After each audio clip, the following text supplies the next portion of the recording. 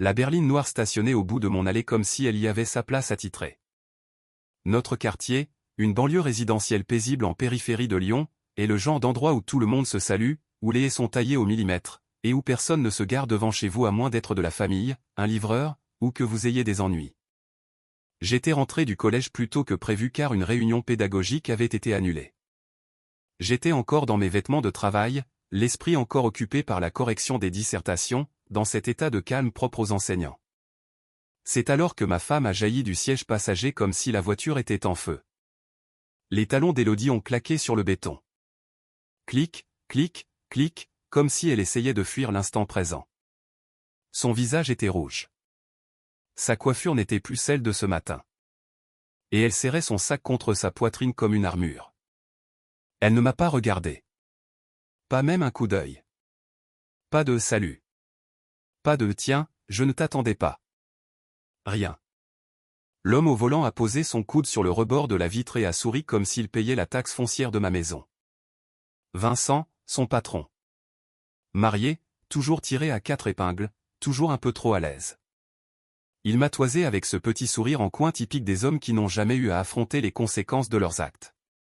Je ne m'attendais pas à te voir rentrer si tôt, Julien. J'ai posé mes clés sur le capot de ma propre voiture, comme si j'avais tout le temps du monde. Mon cœur ne battait pas la chamade. C'est ça qui est drôle. C'était plus froid que ça. Plus net. Je me suis avancé jusqu'à sa vitre, je me suis arrêté à une distance respectueuse et j'ai gardé une voix égale. C'était avant ou après t'être penché vers elle comme si tu allais l'embrasser? Son sourire a tressailli. Il n'a pas disparu, mais il s'est fissuré. Il a laissé échapper un petit rire comme si j'avais fait une blague lors d'un cocktail d'entreprise. Ouais. Et, du calme. On parlait boulot, chiffres trimestriels. Elle a beaucoup de pression en ce moment. J'ai hoché la tête une fois. Bien sûr. Il a recommencé à parler et je l'ai coupé d'un geste de la main. Pas théâtral, juste définitif. Écoute attentivement. Si tu ramènes ta voiture chez moi encore une fois. Si tu attends dans mon allée encore une fois. Si tu envahis encore l'espace de ma femme. Ton assurance cessera d'être un trait de caractère pour devenir un problème. Ses yeux se sont plissés. C'est une menace.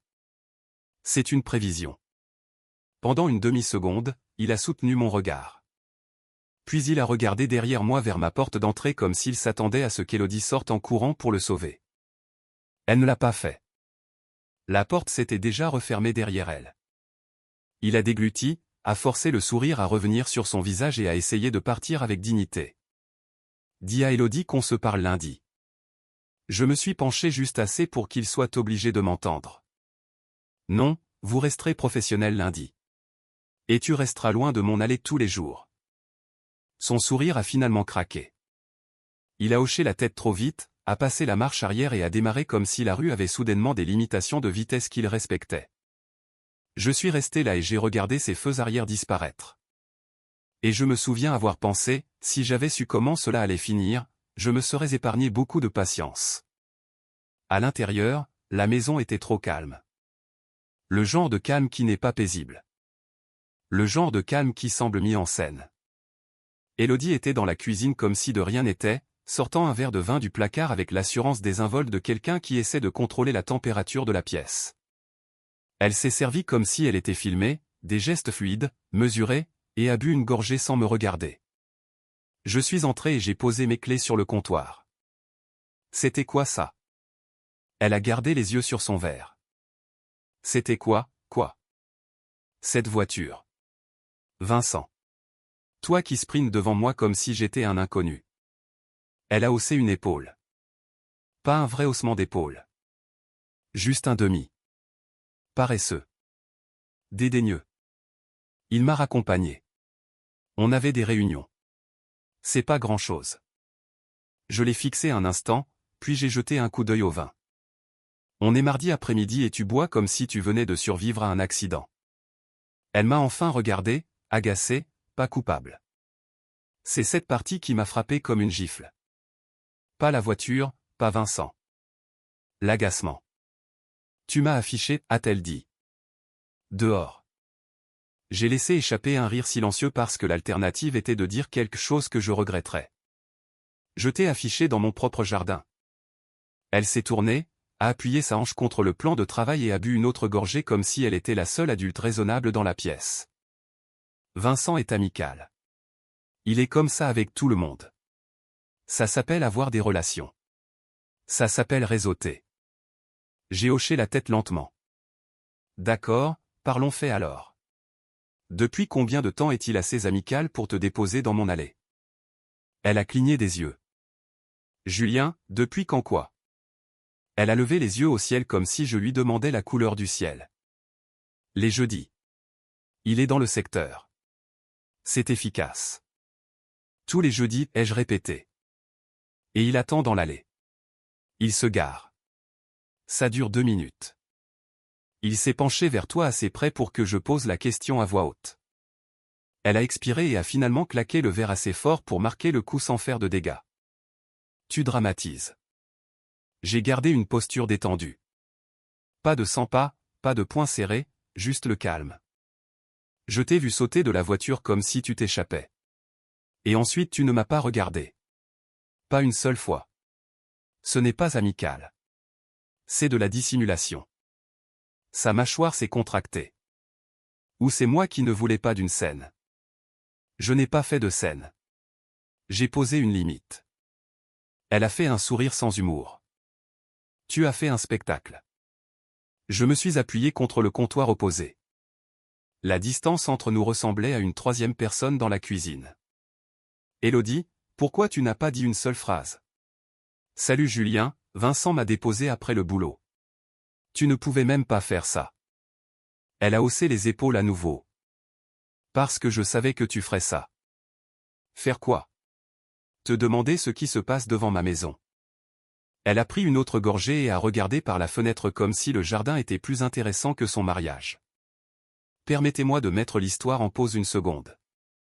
Si vous êtes toujours là, s'il vous plaît, appuyez sur le bouton j'aime. Cela aide vraiment YouTube à recommander cette histoire à plus de personnes. Merci beaucoup pour votre soutien. Maintenant, revenons à l'histoire. Je ne peux pas gérer ta mentalité de petit fonctionnaire, a-t-elle dit. Tu es bloqué. Tu es dans une routine. Tu enseignes les mêmes leçons chaque année et tu appelles ça de la stabilité. Moi, je construis quelque chose. C'était là. Pas le déni, pas l'explication, mais la hiérarchie. J'ai hoché la tête lentement. Tu construis quelque chose et je suis en travers du chemin. Ce n'est pas ce que j'ai dit. C'est exactement ce que tu as dit. Elle a ricané. Je suis à une marche d'une promotion. Une seule marche. Vincent est celui qui valide. Je travaille tard. Je prends des réunions supplémentaires. Je fais le nécessaire. Et toi, tu es là dehors à menacer mon patron dans l'allée comme si on était dans une émission de télé-réalité. J'ai incliné la tête. Donc c'est ça l'angle. Pave, mon mari est mal à l'aise. Pave, mon foyer devrait être respecté. C'est ne gâche pas ma promotion au point. Elle a soutenu mon regard alors, et ses yeux n'étaient pas doux. Ils étaient calculateurs. Je ne vais pas m'excuser de vouloir plus. Vouloir plus, c'est bien, ai-je dit. Laisser un homme marié tourner autour de toi dans mon allée comme s'il possédait une part de toi, ce n'est pas bien. Elle a ri, un rire sec et rapide. Tourner autour. Tu es ridicule. Je me suis décollé du comptoir et j'ai fait un pas de plus, sans l'envahir, juste pour réduire l'espace. Voici ce que tu n'entends pas. Ce n'est pas de la jalousie. C'est du respect. Si tu ne peux pas tracer une ligne, quelqu'un d'autre la tracera pour toi.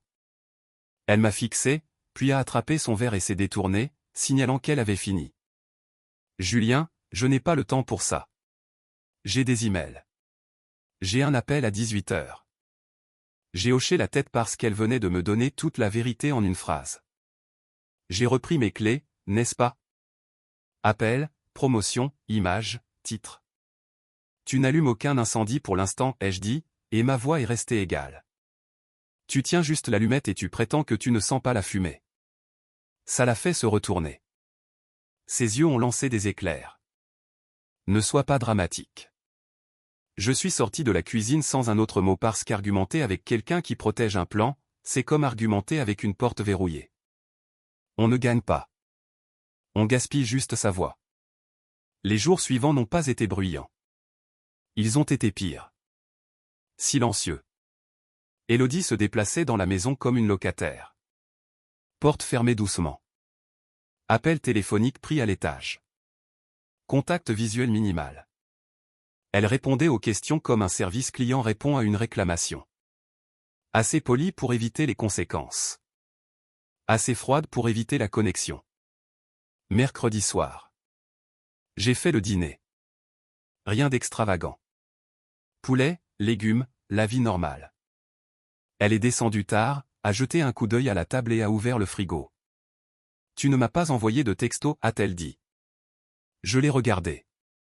Je suis debout dans notre cuisine. C'est ça le texto. Elle n'a pas ri. Elle a sorti un Tupperware, a picoré dedans et a dit « J'ai déjà mangé ». Bien sûr. Elle m'a regardé comme si elle voulait une dispute, mais ne voulait pas risquer de perdre le contrôle. Tu es mesquin. Je me suis assis et j'ai pris une bouchée. Non, je suis précis. Elle a levé les yeux au ciel et a commencé à sortir. Élodie, ai-je appelé? Elle s'est arrêtée, une main sur la rampe d'escalier. Quoi? Demain matin, ai-je dit. Si la voiture de Vincent se pointe encore. Il ne s'arrête pas dans mon allée. Tu peux le retrouver au bout de la rue comme si c'était un rendez-vous secret. Elle s'est tournée lentement. Est-ce que tu t'entends parler?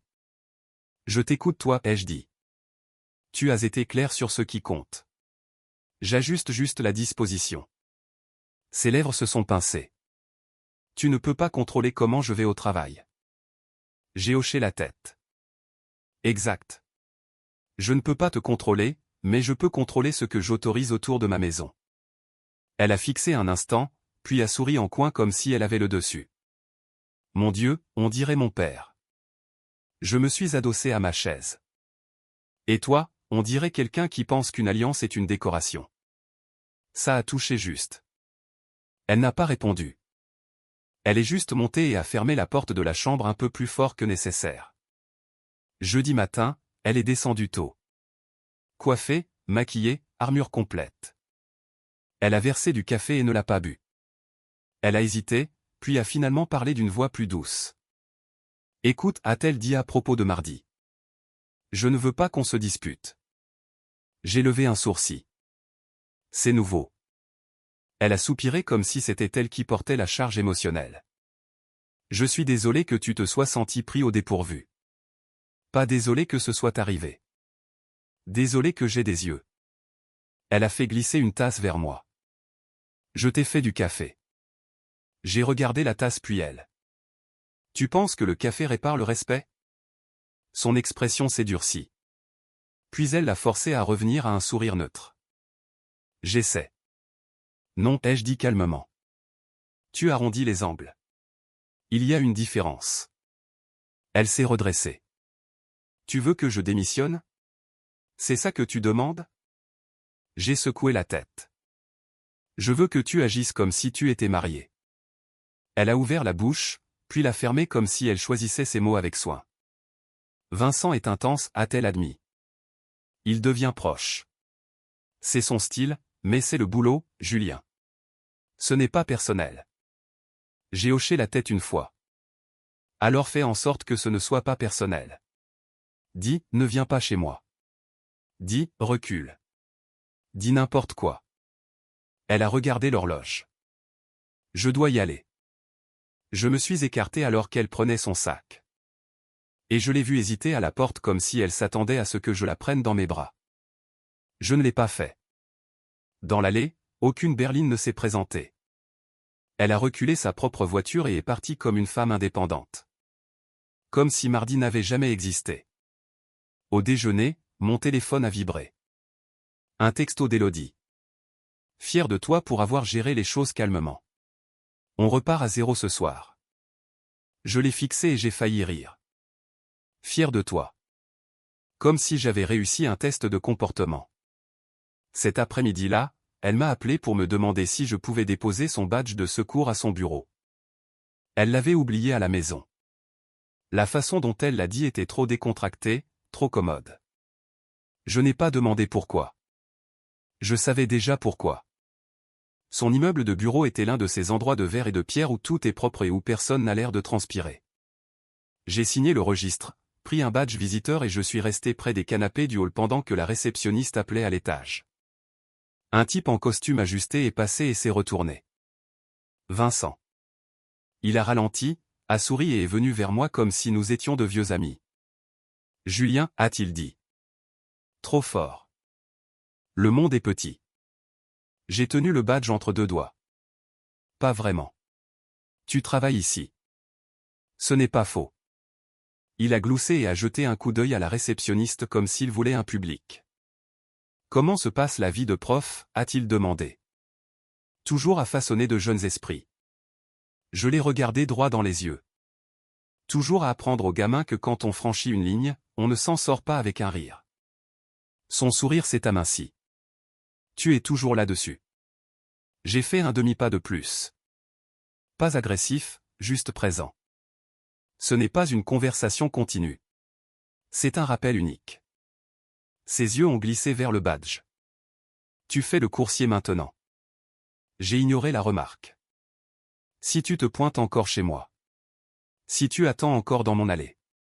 Si tu te penches encore vers ma femme. Il y aura des conséquences dont tu ne pourras pas te sortir avec un sourire. Sa mâchoire s'est serrée. Fais attention.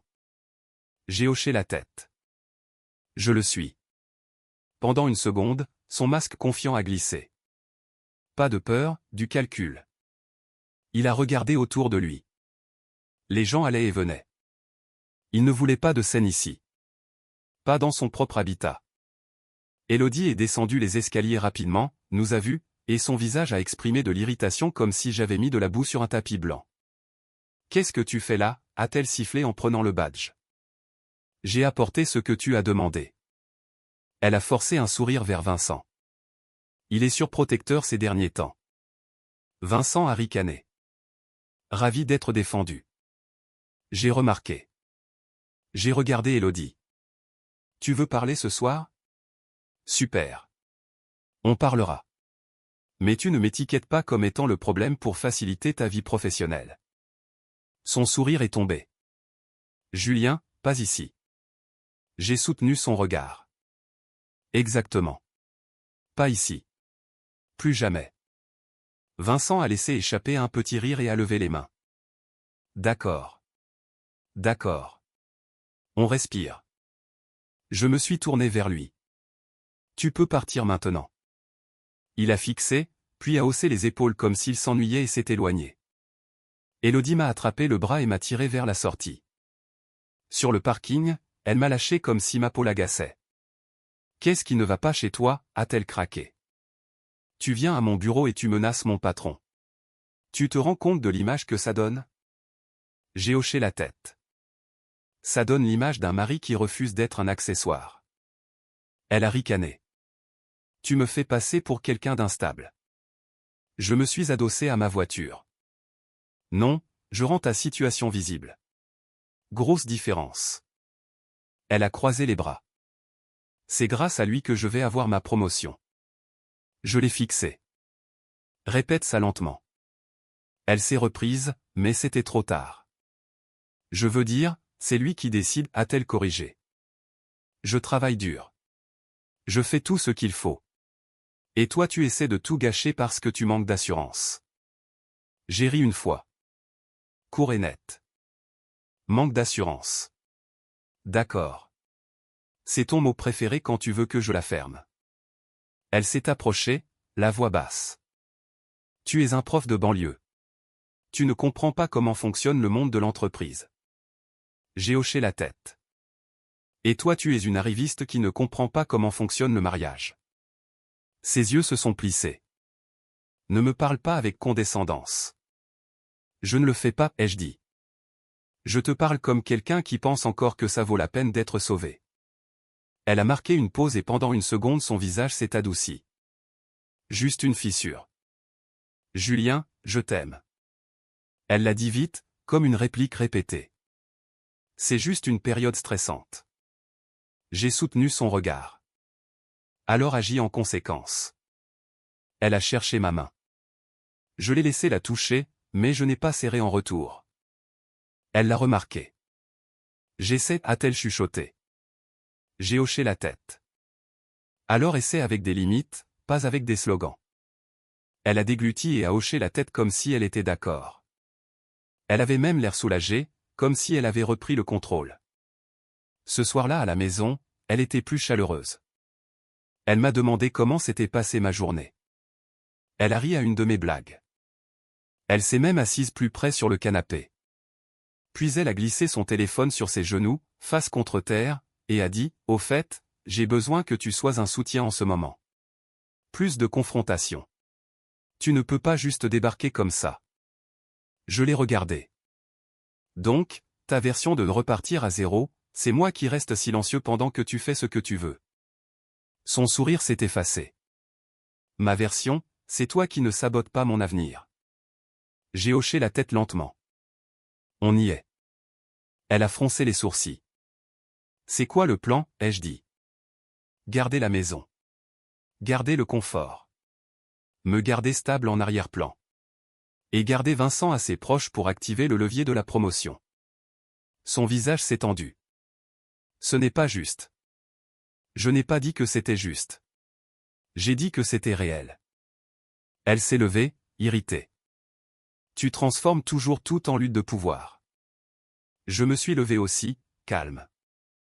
Non, je transforme ça en limite. Toi, tu transformes ça en insulte. Elle m'a fixé, puis est montée sans un autre mot. La chaleur s'est évaporée comme si elle n'avait jamais existé.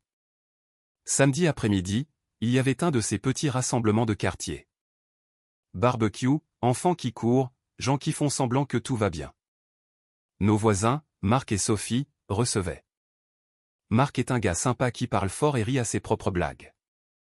Sophie observe tout comme si elle collectait des données. Élodie voulait qu'on y soit, pas parce qu'elle voulait passer du temps avec moi, mais parce qu'elle voulait une photo de nous. Une preuve. À la fête, elle s'est accrochée à mon épaule pendant exactement 3 minutes, assez pour que Sophie voie, puis elle a dérivé vers la table de jardin avec son téléphone. Marc m'a tendu un soda. Ça va, mec? J'ai hoché la tête. Je suis présent. Il a gloussé. C'est ça le mariage. Sophie s'est approchée, souriant un peu trop mielleusement. Élodie dit qu'elle est en lice pour une promotion. Ouais, ai-je dit. J'ai entendu dire. Élodie est apparue comme si elle avait été invoquée et a glissé un bras sous le mien comme si j'étais un accessoire loué. Julien est fier, a-t-elle dit fort. Je lui ai jeté un coup d'œil. Je suis conscient de ce qu'elle vise. Sophie a incliné la tête. Ça a l'air excitant. La vente, ça doit être intense. Élodie a ri. Oh, c'est le monde réel, pas comme l'enseignement. Sans offense, chérie. Elle a dit ça avec un sourire, comme une blague, comme une petite tape condescendante en public. Marc a fait un rire rapide et gêné et a regardé son barbecue comme s'il nécessitait une attention immédiate. J'ai regardé la main d'Élodie sur mon bras. Tu veux faire ça ici, ai-je demandé doucement. Elle a souri plus largement. Faire quoi? Détends-toi. Je plaisante. J'ai hoché la tête. Compris. Les yeux de Sophie faisaient l'aller-retour entre nous et je voyais bien qu'elle appréciait le spectacle. Élodie a continué. Il est juste sensible ces derniers temps. Je pense que c'est parce que mon emploi du temps est plus chargé que le sien maintenant. Marc a bougé, mal à l'aise. Et, qui veut plus de chips? J'ai doucement dégagé mon bras de l'emprise d'Élodie. Sensible, ai-je dit. C'est ça. Le sourire d'Élodie s'est crispé. Julien, ne commence pas. J'ai hoché la tête. Je ne commence rien. Je termine quelque chose. Elle a cligné des yeux. De quoi tu parles? Je me suis tourné légèrement pour que Sophie et Marc puissent m'entendre sans que j'aie à hausser la voix. À partir de maintenant, tu ne m'utilises plus comme preuve de vie pendant que tu joues ton propre jeu à part, ai-je dit. Si tu veux une image de femme mariée, agis comme une femme mariée. Les sourcils de Sophie se sont levés comme si on venait de lui servir le dessert. Le visage d'Élodie a blêmi, puis a rougi. « Tu es sérieux ?» a-t-elle sifflé. J'ai hoché la tête.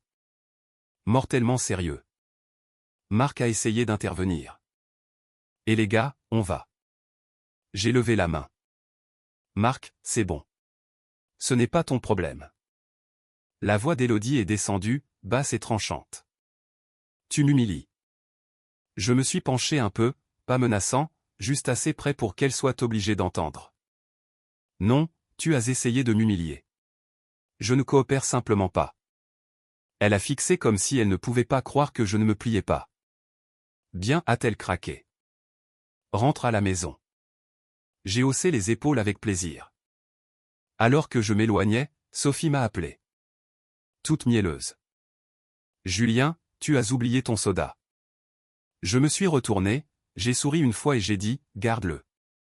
Je reprends le volant de ma vie maintenant. » Derrière moi, j'ai entendu la voix d'Élodie, tendue et rapide, essayant de réparer l'image qu'elle venait de fissurer. Cette nuit-là, elle ne m'a pas parlé. Elle se déplaçait dans la chambre comme si j'étais un meuble. Puis jeudi est revenu. J'étais dans le couloir quand j'ai entendu le bruit, les dents d'une fermeture éclair mordant dans le tissu dans la chambre. Le son était fort dans une maison silencieuse, comme un compte à rebours. Je me suis mis dans l'encadrement de la porte et j'ai vu Élodie faire une valise. Permettez-moi de faire une pause dans l'histoire une seconde. Si vous êtes toujours là, s'il vous plaît, appuyez sur le bouton j'aime. Cela aide vraiment YouTube à recommander cette histoire à plus de personnes. Merci beaucoup pour votre soutien. Maintenant, revenons à l'histoire. Où vas-tu, ai-je demandé. Elle n'a pas levé les yeux. Voyage pro. Quand l'as-tu appris? Aujourd'hui, a-t-elle dit trop vite. J'ai jeté un coup d'œil à la valise. De quoi tenir 2 jours. Soigneusement plié. Drôle, ai-je dit. Parce qu'on dirait que tu le savais hier. Elle a zippé la poche latérale et m'a finalement regardé. C'est un séminaire obligatoire hors site. Prévenu 20 minutes avant. J'ai dit, c'est ta version d'être marié. Elle a levé les yeux au ciel. Ne fais pas ça. J'ai hoché la tête une fois. Qui y va? Elle a soupiré comme si je l'épuisais. L'équipe. Je me suis approché. Élodie? Qui spécifiquement? Sa mâchoire s'est serrée. Elle a hésité juste assez longtemps pour être honnête par accident. Vincent, a-t-elle admis. Et quelques autres. J'ai fixé un instant, puis j'ai hoché la tête lentement. D'accord. Elle a eu l'air soulagée pendant une demi-seconde, puis j'ai parlé à nouveau. Je ne contrôle pas ton travail, ai-je dit. Écoute-moi bien. Je nomme une limite. Elle s'est figée. C'est reparti. Tu choisis de passer 2 jours avec un homme qui a déjà franchi la ligne chez nous, ai-je dit. Si tu y vas, tu choisis ce jeu-là plutôt que ce mariage. Elle m'a regardé, les yeux durs. C'est ma carrière, a-t-elle dit. C'est mon avenir. J'ai hoché la tête. Et je suis ton mari. Elle a ricané. Tu en fais une compétition. J'ai secoué la tête. C'est toi qui l'as fait. Tu ne m'as juste pas dit les règles. Elle a claqué la valise pour la fermer comme une décision. J'y vais, a-t-elle dit. Je choisis ma carrière. Si tu n'aimes pas ça, c'est ton problème. J'ai soutenu son regard, calme. D'accord, ai-je dit. Alors vas-y. Elle a cligné des yeux comme si elle s'attendait à ce que je supplie, négocie ou menace. C'est tout, a-t-elle demandé. C'est tout, ai-je répondu. Pas de discours, pas de drame. Tu as fait ton choix. Elle a attrapé la poignée de la valise et est passée devant moi. À la porte, elle a marqué une pause, tourné légèrement la tête. S'il te plaît, ne complique pas les choses, a-t-elle dit. J'ai hoché la tête une fois. Tu as déjà compliqué les choses. Je simplifie. Elle est partie tôt le lendemain matin, pas de baiser, pas d'au revoir, juste le bruit de la porte de garage et de ses pneus quittant la rue. Je suis resté dans la cuisine et j'ai regardé la maison silencieuse et j'ai réalisé quelque chose. Je ne me sentais pas jaloux. Je me sentais vide, comme si elle n'était pas partie en voyage, mais comme si elle avait déménagé sans carton. Ce soir-là, elle a appelé. Sa voix était enjouée, trop enjouée, polie. Et, on vient de finir de dîner, a-t-elle dit. C'était toute l'équipe. Tout le monde est épuisé. Je vais m'écrouler. J'ai écouté le bruit de fond.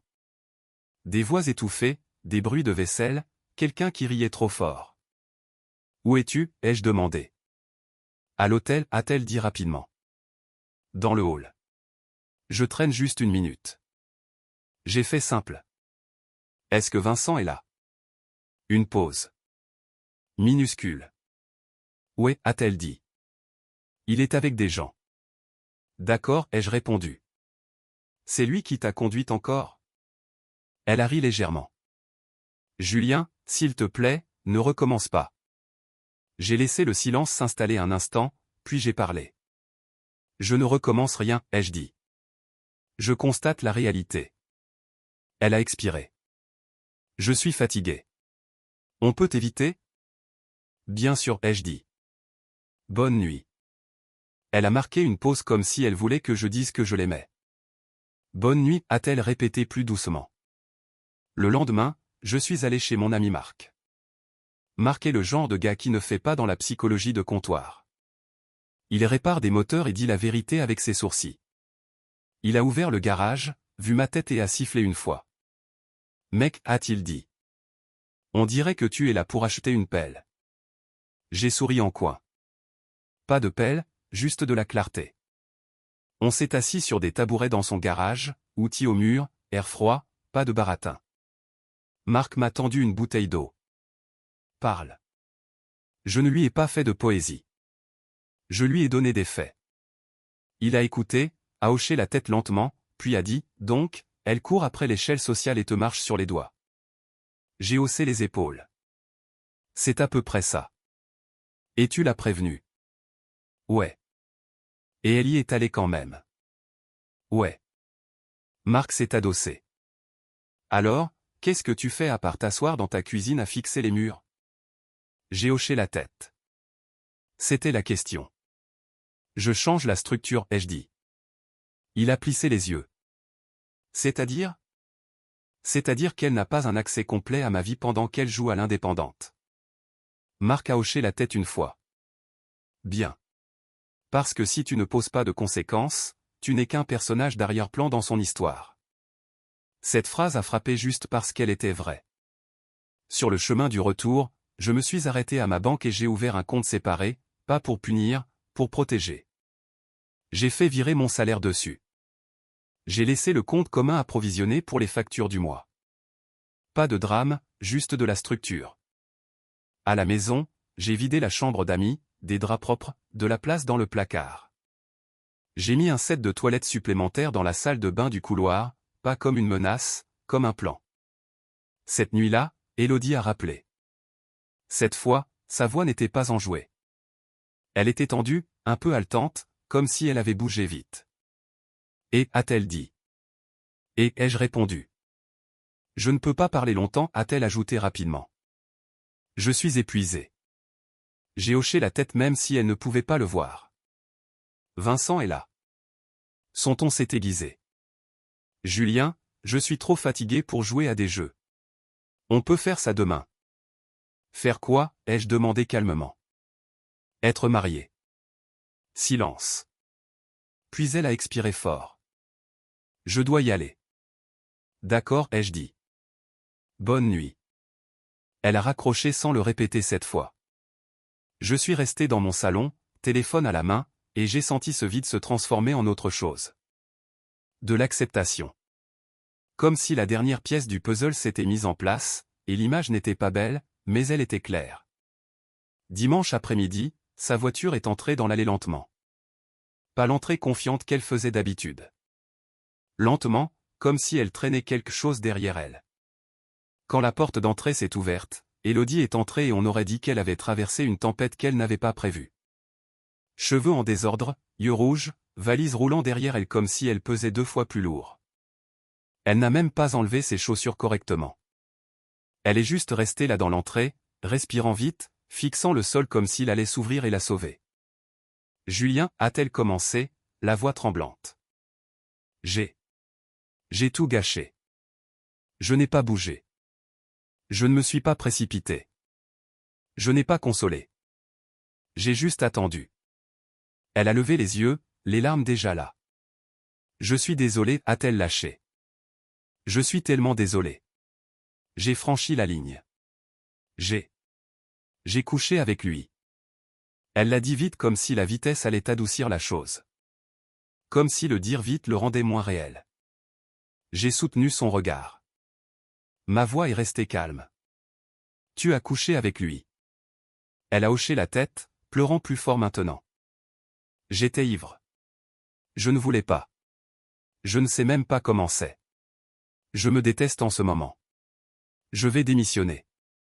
Je vais quitter ce travail. Je ferai une thérapie. Je ferai tout ce que tu veux, s'il te plaît. Je n'ai pas bronché. Je n'ai pas demandé de détails. Je n'avais pas besoin d'une chronologie. Le respect n'est pas mort à l'hôtel. Il est mort dans mon allée. L'hôtel a juste mis une date sur le certificat. J'ai hoché la tête une fois. Je t'avais prévenu, ai-je dit. Elle a secoué la tête frénétiquement. Non, Julien. S'il te plaît, tu ne comprends pas. Je comprends parfaitement, ai-je répondu. Tu as fait un choix plus d'une fois. Elle a fait un pas vers moi comme si elle voulait s'accrocher à ma chemise. S'il te plaît, a-t-elle supplié. Ne fais pas ça. Ne nous jette pas. Je me suis tourné, j'ai marché jusqu'à la porte d'entrée et je l'ai ouverte. Puis je me suis écarté et je l'ai regardée. Elle a fixé comme si son cerveau ne pouvait pas traiter ce que je faisais. Julien, non, a-t-elle chuchoté. Je n'ai pas élevé la voix. Je n'ai pas fait la leçon. Ai-je dit. Elle est tombée à genoux juste là dans l'entrée. Comme si ça allait changer les lois de la physique. Ne me mets pas dehors, a-t-elle sangloté. S'il te plaît, je vais réparer ça. Je vais le prouver. Je vais. Je l'ai observé une seconde. Pas avec haine, pas avec joie, juste avec le calme d'un homme qui a enfin arrêté de négocier avec le manque de respect. Tu as déjà fixé tes priorités, ai-je dit. Maintenant tu vis avec. Elle a rampé vers l'avant et a attrapé ma jambe de pantalon. S'il te plaît, a-t-elle dit, la voix brisée. Laisse-moi juste expliquer. J'ai doucement retiré ma jambe. Pas de secousse. Pas d'agression, juste un retrait. Je ne suis pas intéressé par les explications, ai-je dit. Les explications sont ce que les gens utilisent quand ils veulent que les conséquences soient optionnelles. Elle a levé les yeux vers moi, les yeux écarquillés, paniqués. Où est-ce que je suis censé aller? J'ai fait un signe de tête vers l'allée. N'importe où qui n'est pas ici. Elle a fixé la porte ouverte comme si c'était une falaise. Julien, a-t-elle chuchoté, ne la ferme pas. S'il te plaît, ne me ferme pas la porte au nez. J'ai soutenu son regard un instant, assez longtemps pour qu'elle comprenne que ce n'était pas du théâtre. Puis j'ai dit la dernière phrase que je lui devais. Cette porte était un foyer, ai-je dit. Maintenant c'est une limite. Elle s'est relevée en trébuchant, tremblante, a attrapé sa valise et a marché jusque sur le perron comme si ses jambes appartenaient à quelqu'un d'autre. Elle s'est retournée une dernière fois, les yeux implorants. Je n'ai pas répondu. J'ai fermé la porte doucement, sans la claquer, sans drame, juste définitif. Le silence après était différent. Pas mis en scène, pas froid. Net. Une semaine plus tard, j'ai changé l'agencement. La chambre d'amis est restée prête, mais pas pour elle. J'ai gardé tout simple. Je lui ai dit par message court où récupérer ses affaires, mises en carton, étiquetées, laissées dans le garage avec le code de la porte changé juste après. Pas de longue discussion, pas de seconde chance déguisée en conversation. Marc m'a aidé à sortir le dernier carton. Il ne m'a pas tapé dans le dos. Il a juste hoché la tête comme un homme regardant un autre homme se tenir droit. Des mois ont passé. Ma classe est restée bruyante et honnête. Les élèves essayaient toujours de tester les limites. Je souriais plus parce que ma maison n'était plus un tribunal. J'ai acheté une autre voiture.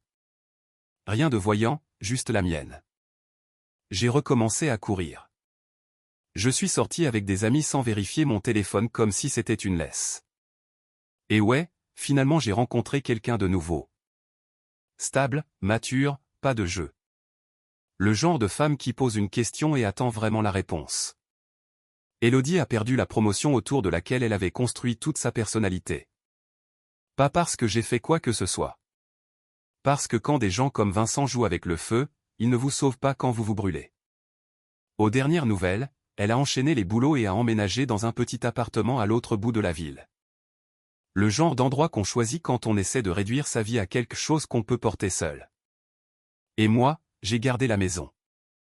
J'ai gardé ma paix. J'ai gardé mon nom propre. J'ai gardé mes limites. Il s'avère que c'est ce qui arrive quand on arrête de mendier le respect et qu'on commence à l'exiger.